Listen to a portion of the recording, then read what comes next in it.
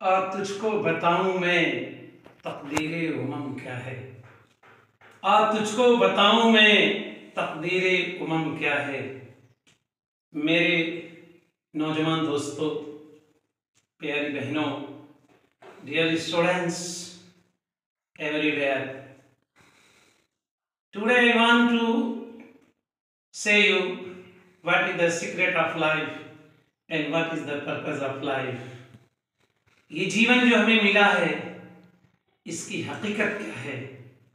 मैं थोड़ा सा अपना जो नॉलेज है आपके हवाले कर देना चाहता हूँ ताकि आप इस जिंदगी को समझ जाएं।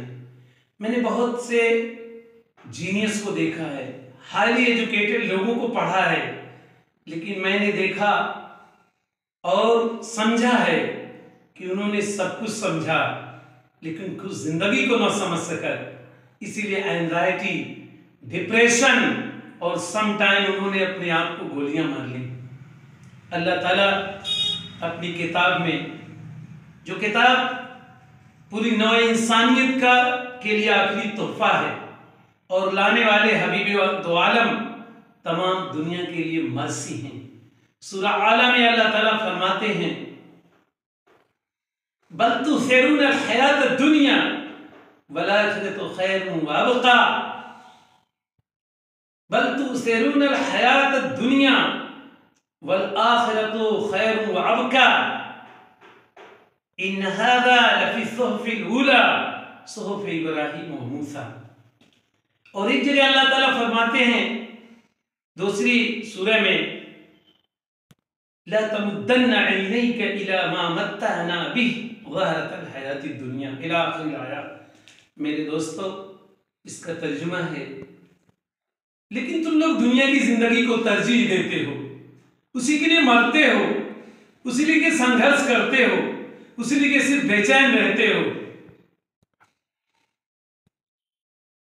हालांकि आने वाली जो जिंदगी है वो बहुत ही बेहतर है और एवर लास्टिंग है, हमेशा रहने वाली है। ये बात हमने पहले के सहीफों में भी बताई है। इब्राहिम और मूसा को जो सहीफे दिए गए थे उसमें भी ये बात हमने मेंशन कर दी है। और एक जगह अल्लाह ताला दुनिया की मिसाल इस तरह देते हैं कि ये नबी, यानी नबी के थ्रू मुस्लिम उम्मा को, those who believe in Allah, those who believe in आखिरत, अल्लाह ताला फरमाते हैं कि तुम हरगिज हरिसाना निगाहें ना डालो उस दुनिया की मता की तरफ जिससे हमने अहले दुनिया को नवाजा है। ये तो फूल है, फूल। मेरे दोस्तों, ये तो एक हकीकत है कि जिंदगी को न सबात है न करार है, ना यहाँ गम को सबात है ना यहाँ खुशी को करार है। रंज का खूगर हुआ इंसान तो मिट जाता है रंज। मुश्किलें इतनी पड़ी मुझ पे कि यहां सा हो गई। जिंदगी के अंदर कोई ठहराव नहीं है, ये हमारा मुशाहिदा है। ना एक बच्चा जवान होता है, जवानी से फिर बुढ़ापे को जाता है, अगर उसको टाइम मिला, और अगर कोई पूरी लाइफ अपनी जीता भी है तो मौत का जाम किसको नहीं पीना है साहब। मौत इंसान का मुकद्दर है, मौत की गोद में सोना है। जिसने माँ का पेट देखा है उसे कब्र के में जाना है। ये जिंदगी कुछ नहीं है साहब, ये जिंदगी हमें एक अमानत के तौर से मिली है, एक इम्तिहान गाह है, बल्कि एक तैयारी की जगह है। और तैयारी किस चीज की? आखिरत की। लेकिन इस दुनिया में रहते हुए दुनिया के लिए कमाना, जिंदगी के लिए कमाना, जिंदगी के लिए भाग दौड़ करना, ये महबूब भी है, मतलूब भी है। बल्कि हदीस में तो यहां तक है कि तुम अपनी बीवी के मुंह में जो लुकमा डालते हो ये भी इबादत है। मेरे दोस्तों, आज हम इतने पीछे क्यों हैं? इसलिए कि हम दुनिया के हरीस हो गए। हमारा सिर्फ एक मकसद हो गया, जबकि मर्द मोमिन का मकसद ये था कि उसका काम ये था कि ऊसर बंजर जंगल झाड़ी खींचे जा तू अपनी गाड़ी, काम जहां में कुछ तो कर जा, काम ही करते करते मर जा। We are created to do high work, noble work. This should be our intention. This should be the purpose of our life. اور زندگی کے لیے حاصل کرنا یہ عبادت بھی ہے، مطلوب بھی ہے، محبوب بھی ہے، اور روٹی کے لیے زیادہ فکر ہونا اور اس کے لیے تڑپنا اور اس کے لیے جائز اور ناجائز حدوں کو توڑ دینا اس بات کی علامت ہے کہ ہمارا ایمان مردہ ہے۔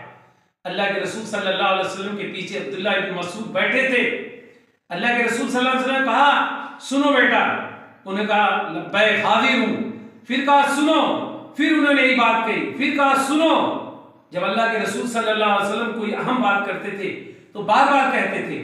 اس سے یہ بات بھی سمجھ میں آئی کہ ایک ٹیچر جب کوئی نائس اور اہم بات کہے تو اپنے بچوں سے کوئی مائنڈ کو بار بار ڈائیورٹ کرے اپنی طرف۔ آپ نے کہا تمہاری قسمت میں جو لکھا ہے تمہیں مل کے رہے گا، دنیا کی کوئی طاقت چھین نہیں سکتی، اور جو چیز تمہیں اللہ تعالیٰ نہیں دینا چاہے گا کوئی تمہیں دے نہیں سکتا۔ میرے دوستو، اور یہ بھی دنیا کی حقیقت کو سمجھ لیجئے کہ اللہ تعالیٰ کہ نبی صلی اللہ علیہ وسلم نے فرمایا یہ دنیا کی اہمیت خدا کی نظر میں ایک مچھر کے پر کے برابر ہے۔ اگر اہمیت ہوتی تو لوگ جنہوں نے خدا سے بغاوت کر رکھی ہے، خدا کے بندوں کو پریشان کر رہے ہیں، اللہ تعالیٰ انہیں اس دنیا میں لطف لینے اور دنیا حاصل کرنے کے تمام ذرائع مسدود کر دیتا۔ لیکن اس کے ساتھ یہ بھی جان لینا کہ یہ دنیا ایک پھول ہے صاحب، اور پھول کیا ہوتا ہے؟ روز بیوٹیفل ہوتا ہے لیکن ڈسلائل بھی ہوتا ہے، خوبصورت بھی ہوتا ہے، کسی وقت بھی یہ ساتھ چھوڑ سکتا ہے۔ اس لیے میں آپ سے یہ کہنا چاہتا ہوں کہ یہ لائف جو ملی ہے یہ نہایت گریٹ ہے، اور یہ دوبارہ نہیں ملنے والی ہے، یہ آواگمن نہیں ہے۔ میرے پیارے جوانوں اور میری پیاری بہنوں، اس کو سمجھو۔ We were not born to be governed. We have been born to govern. ہم محکومی کے لیے نہیں پیدا ہوئے تھے۔ دنیا کو اگر کوئی روشنی دے سکتا ہے اور ہدایت کی روشنی جو سب سے اہم ہے وہ آپ کے پاس ہے، اور یہ پورے نوع انسانیت کا اس میں حق ہے۔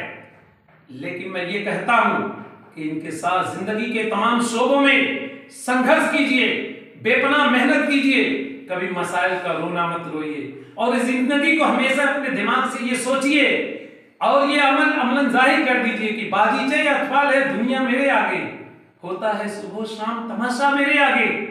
جب تک یہ احساس پیدا نہیں ہوگا، جب تک آپ کے رگ و پے میں اس دنیا کی یہ حقیقت نہیں آئے گی، آپ دنیا کے غلام رہو گے۔ اور یقین جان لو، جن لوگوں سے یہ دنیا آگے بڑھ گئی، یعنی مادہ جن کی روح پہ ڈومیننٹ ہوا تھوڑا سا، وہ اس دنیا میں سکون، امن، شانتی سے محروم ہو گئے۔ اور جو لوگ سکون سے، دل کے سکون سے محروم ہو گئے، وہ اس دنیا میں دولت تو میں بھی کما سکتے ہوں لیکن دنیا میں سکون نہیں پا سکتے۔ اس لیے دنیا بھی کمانا ہے، کیونکہ ابھی ہمیں دعا سکھائی گئی ہے، ربنا آتنا فی الدنیا، یہ نہیں کہا گیا ربنا آتنا فی الآخرہ اور فی الدنیا، فی الدنیا کی۔ اور قرآن میں اللہ تعالیٰ ایک جگہ اور فرماتے ہیں وَلَا تَنْسَ نَصِيبَكَ مِنَ الدُّنْيَا، اور دنیا سے اپنے حصے کو نہ بھولو۔ میرے دوستو، اس دنیا میں رہو لیکن ایسے جیسے اجنبی رہتا ہے۔ یہ جان لو کہ اینی ٹائم ہم اس دنیا سے جا سکتے ہیں، اس لیے اپنا مشن عظیم بناؤ، اور سب سے عظیم اور نرالا مشن وہی ہے جو حبیب دو عالم نے دیا ہے، یعنی اس دنیا میں رہتے ہوئے آخرت کے لیے جینا۔ اور جو آخرت کے لیے جیتا ہے وہ اپنی جوانی اور اپنا سرمایہ اور اپنا علم دوسروں کو بھی بانٹتا ہے۔ اس میں وہ یہ نہیں جانتا ہے کہ وہ کون ہے، نہ وہ کالا دیکھتا ہے، نہ گورا دیکھتا ہے، نہ ذات دیکھتا ہے، نہ برادری دیکھتا ہے۔ یہ تو محبت کا تحفہ ہے جو ہم سے یہ تقاضا کرتا ہے کہ ختم نہیں ہوتا۔ یہ وہ خزانہ ہے، چاہے محبت کو شام و سحر بانٹو، لیکن ایک بات یاد رکھنا، حبیب دو عالم نے فرمایا تھا الید العلیٰ خیر من ید السفلیٰ۔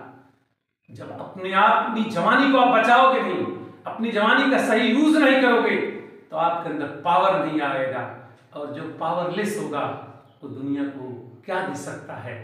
مجھے آشا ہے آپ میری بات سنیں گے اور عمل کریں گے۔ دیکھتا ہوں جب کبھی آپ اپنے بھائیوں اور بہنوں کو، جوانوں کو، کہ ان کے اندر ایک طرح کی جیسے ایک طرح کی کوئی کشمکش نہیں ہے، تو تو یہ شعر ان کے حوالے کر دینے کو جی کہتا ہے کہ خدا تجھے کسی طوفان سے آشنا کر دے کہ تیرے بحر کی موجوں میں اضطراب نہیں. Sohail Azmi. Thank you so much.